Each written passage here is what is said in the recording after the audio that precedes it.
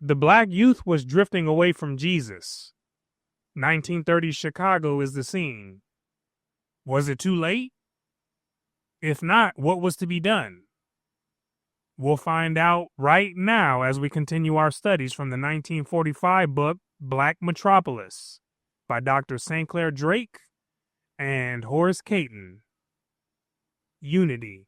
Pastors of the larger mass churches are less erudite in their formulation of the problem and are sometimes very blunt in their statement of what they think the black ghetto needs in the way of social reform. What was the reason the black ghetto needed social reform? Because there was a growing problem with the Negro youth, and some ministers spoke bluntly about it. They have a tendency, too, to stress individual salvation as well as social service. The comments of the pastor of one very large church during Negro Health Week will illustrate this type of straight talk. I think it would be a good thing for everyone in this church, visitors, friends, and members alike, to go out and find a child and put him in the Bible study school of this church. We have a certain, definite program that we are going to carry out in an effort to try to save our race. Why do they need a definite program to save the race? I thought Jesus was supposed to return to do that. They couldn't sit around waiting for something to drop out of the sky. Because if they did, they still would have been waiting almost 100 years later today. They understood that they had to take matters into their own hands and, if possible, use the church as their tool for progress. Sometimes a good talk is better than a sermon. The world is laughing at us. Do you know that venereal diseases are eating us up? That a very large percentage of syphilis and gonorrhea is found among our little children of 5, 6, and 10 years old? This is beyond wild. Now, I don't know how widespread this was, but just one of these cases is too much. In some of these cases, these may have been passed on through birth, but most of these were from force and abuse. And that's a reality that's just too heavy to brush off. Out of a corrupted mess like that, we cannot hope to do anything. Anticipating middle-class resentment and embarrassment and lower-class disapproval of injecting such worldly matters into a sermon, the minister continued. It may not sound right to speak about this on Sunday, but it is something that we suffer for on Monday. Unless the Negro churches will get busy and help to save them, you, as a race, are damned forever. That's something they would have to do as humans, or their children would have to pay the penalty. He's basically saying that if Negroes didn't step up, the cycle would tighten its grip on the youth and drag them further down the road of no return. You see, people knew that this was a lot of work to get the group on track. That's why some of them gave up and leaned on the hope of a savior returning instead. Get out in these alleys and get these children who need guidance and help. Middle-class people seldom respond to these exhortations to do missionary work among the lowers. Why? For at least two reasons. One, it was too much work and not worth the effort. And two, it blurred the very class lines that many middle-class Negroes were trying to widen. But they, as well as church people of all social levels, are continually talking about saving the youth of Bronzeville. Why did the youth have to be saved? Because they carry the torch going forward for any group. If they followed the path of no return, vice, crime, destruction, counterproductive habits, then that's where they carry the group going forward. So you can look at kids in a group and get a glimpse into where that group will likely be heading in the future.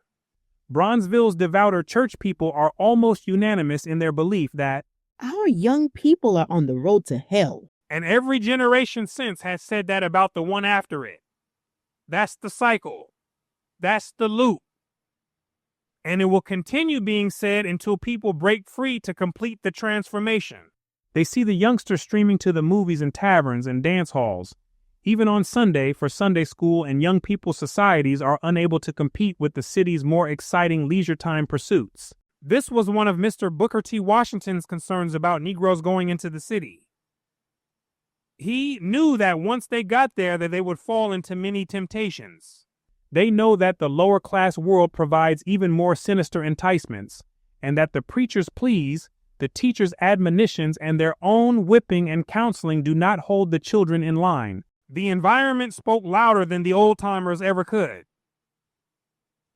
The pool of the city was seductive enough to drown out the preachers and the butt-whoopings coming from the mother and the father.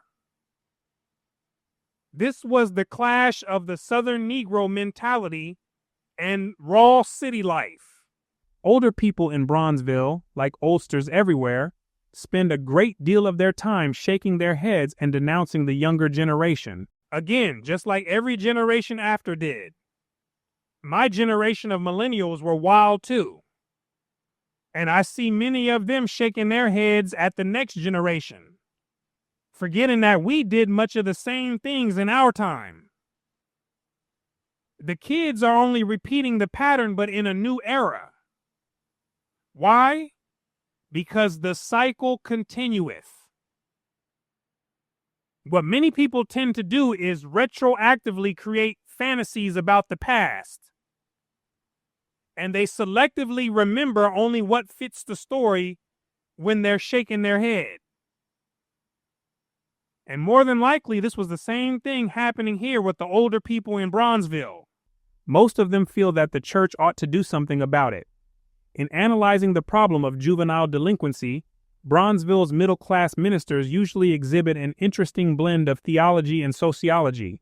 One minister began a sermon by insisting that we can't have peace until sin is conquered.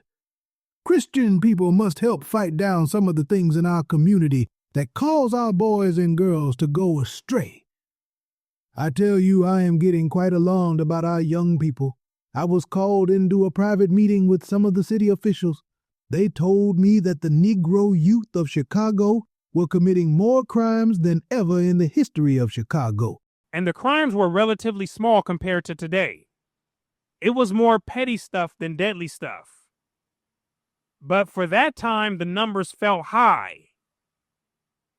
Now, what they were really witnessing were the storm clouds, a few flashes of lightning here and there, all before the full thunderstorm cometh upon them in the generations to come.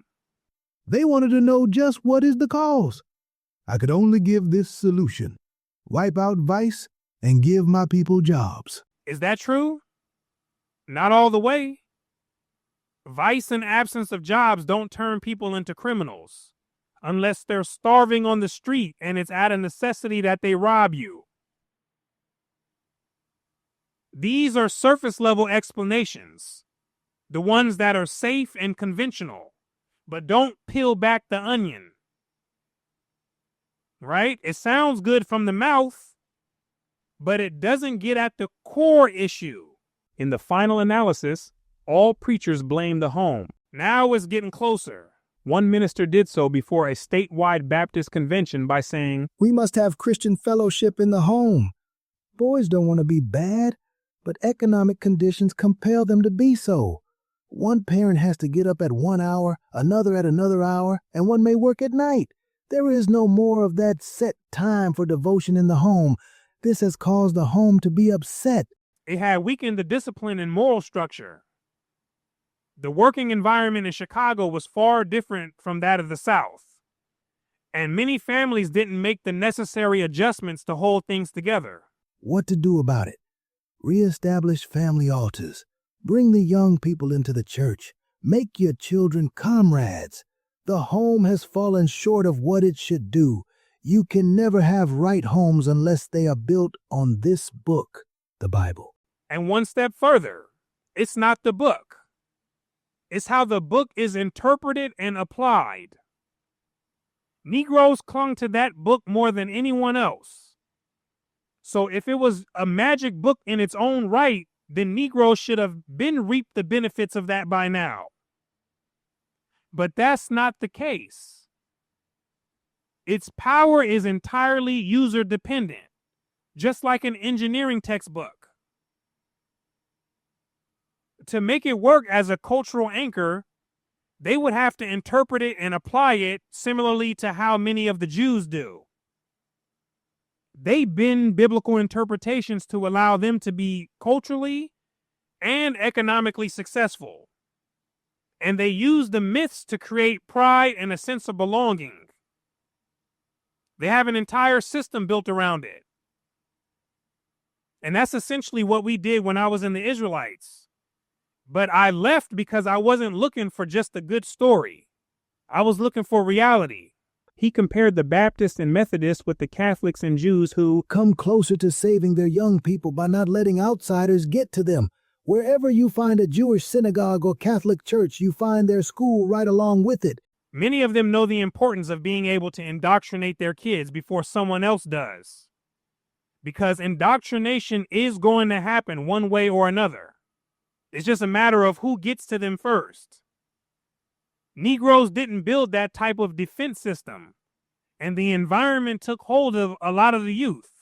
If you can't make a program to interest them, you can't hold the young people. If you can't hold the young people, what of the future? The large Baptist and Methodist denominations have their hands tied, however.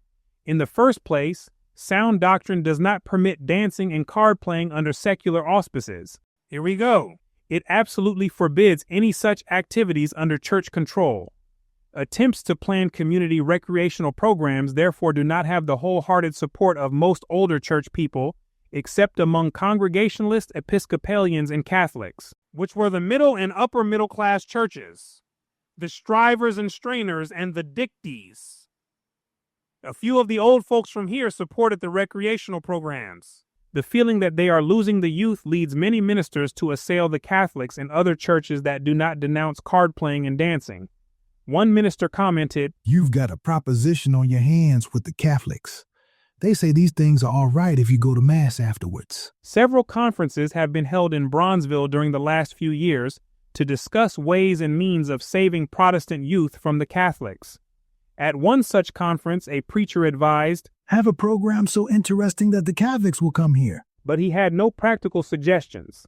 Another minister said, "If the Catholics encourage them with plays and parties, so can we." He then mentioned an attempt to poll some youngsters in his church as to what they did at the last party they had attended. They answered, "We talked a while, played cards, and danced." An elderly delegate to the conference shouted out, That's all they want to do, play cards. This stuff was wild, wasn't it? This particular meeting closed with another statement of generalities. You can't tell young people to come back to the church because your parents go to this church. Youth must have recreation. The church alone can't do the job. The church as conducted by most Negroes couldn't do the job. But it potentially could have if it were set up in a different way. But there should be a setup made of half adults and half youths to make a program for young people under the right direction where they can function at our own churches. There we go. He's at least suggesting a new way. A pivot, because the times had changed. Some of the younger ministers venture timid suggestions, such as, help them along by entertaining them. Don't say they can't dance, but occupy their time so they don't think of dancing. Uh-oh. The lower class youngsters, meanwhile, continue to go to Sunday school, if sent, until they reach their teens. Then they begin to feed their nickels into the tavern jukeboxes and to cut rugs in the jive joints. Negroes could cut a rug for sure. Very skilled at dancing and had a good time too. When they have the money, they talk down and go to the cheaper dance halls. A few of them also continue to attend church. More of them do not attend, but laugh and joke at the antics of their elders who shout and denounce the world. Although unable to attract any large number of lower-class youth, the middle-class churches do manage to retain the loyalties of numerous young people from middle-class families. This is done by a sort of compromise. The young people ignore the injunctions against card playing and dancing and meet their recreational needs by joining social clubs. The preacher, on his part, while he may preach against card playing and dancing, never embarrasses his members by bringing them before the church for trial and expulsion or repentance. Hundreds of cases have been noted in which young people, loyal church workers, lead a double life from the standpoint of the religious diehards. Since a large proportion of the middle-class church people attend movies and dances and play cards, verbal opposition to such sins has relaxed somewhat. The outside culture was slowly taken over, and the church had to adjust. Why did it have to adjust? Because if it detracts too many people, then it eventually dies. So little adjustments have to take place to keep it alive. A doctor or lawyer may be given a position of importance in a church, even though it is known that he is active in associations that give dances. And in one or two of the larger Baptist churches, very prominent club women whose names appear in the Bronzeville papers in connection with bridge parties and dances are considered valuable church workers. Hundreds of middle-class people like their church, but they like a good time too. I'm sure they did, just like anyone else. We have more coming, so stay tuned. I thank you for your time and attention. My name is Brooklyn St. Michael, and I'll see you in the free world.